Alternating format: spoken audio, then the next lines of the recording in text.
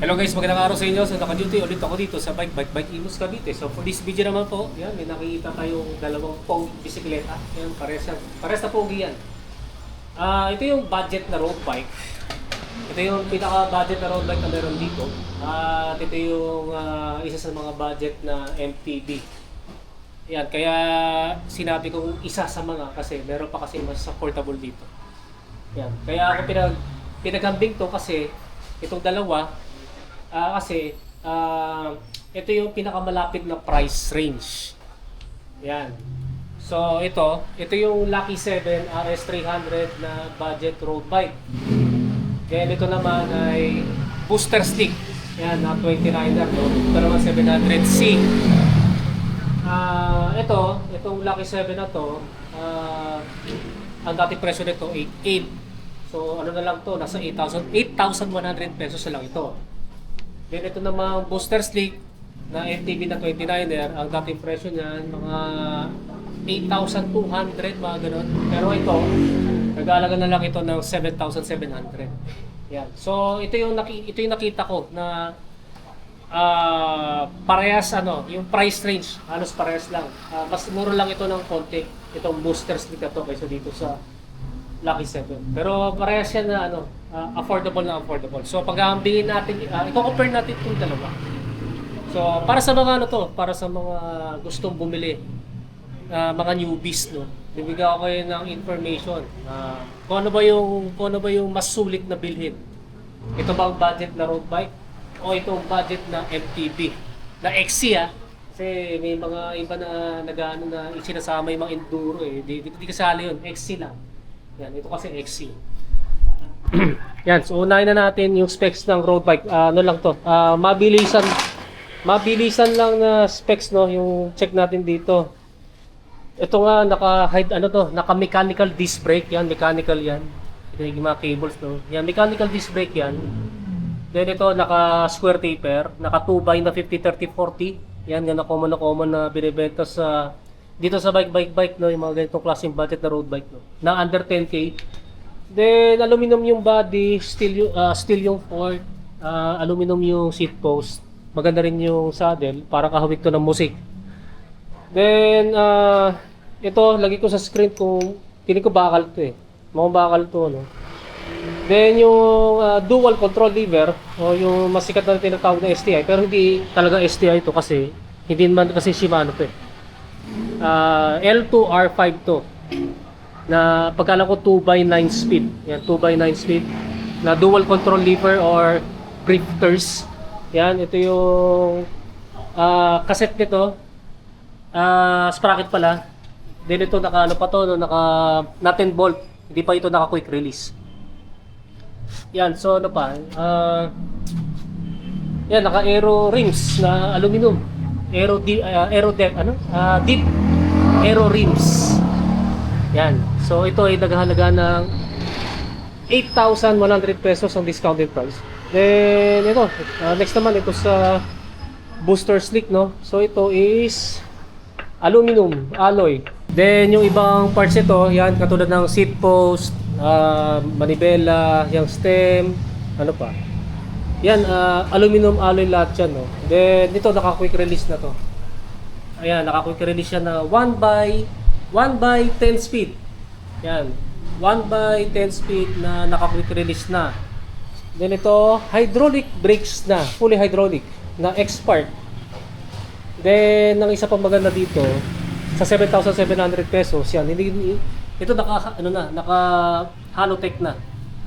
Yan, naka-Halotech crankset na. Yan, yun yung isa sa mga plus dito, sa halagang 7,700. Then, ano pa? Itong suspension part na to, syempre coil to, pag budget. Tapos may lockout na yan. Yan, may lockout na. Then, ano pa? Yan, may stand pa, May kickstand o side stand. Yan. Yan yung pagkakaiba ng dalawa, So nakikita natin na mas sulit bilhin to. Yan, mas sulit bilhin to kasi mas mas sulit yung mga piyesa na nakakabit dito kaysa dito sa budget road bike na Lucky 7. Kaya tingin ko Kaya medyo ano sa presyo dahil dito. Isa na 'yan. Kasi mahal talaga kasi ang ganitong klaseng pang road bike na drifters o dual control lever, no. Yan. Then yung timbang naman, syempre mas magaan ito. Yan, mas magaan ito mga around mahigit 12 kilograms. Ito lagpas 15 kilograms. Yan, yun yung yun yung sa timbang. Syempre mas magaan to. Yan. So, yun nga. Sa mga gustong bumili, sa mga sa mga wala pang experience sa pagbabike, yung talagang walang-wala pa, no. Ang ire-recommend ko para masulit yung bayad ninyo, itong MTB. Kasi sa MTB, ayun nga, masulit yung nakakabit na pyesa. At syempre pag newbie, medyo mahirapan pa yung mag-balance ng bike. Ito kasi, since na malapad yung handlebar, mas madaling stable, yung stability, mas madaling i-balance. At saka since na malaki yung gulong, mataba, mas madaling ang balansehin. Then, since na, syempre pag newbie, medyo ano pa yung padjak niya, no? Yan, tama-tama, maliit lang yung chainring. Maliit lang yung chainring nito. So, good na goods niyan sa mga beginner habang nag-aaral pa mga basics ng pagbabike. Yan. Yan, para sa mga beginner, no? Ito kasing budget na road bike ito, pwede to sa mga nag-aspire talaga na sa mga gusto talaga sumali ng mga criterium o road race. Kasi, lalo yung mga sumasali yung mga matataas ng pangarap na sumali sa mga nationals, no? Kasi road bike kasi talagang ginagamit. Yan. Pero, yun nga, pagdating sa pang-exercise lang, pang chill ride lang. Eventually maglo-long ride din. Ito yung nire-recommend ko.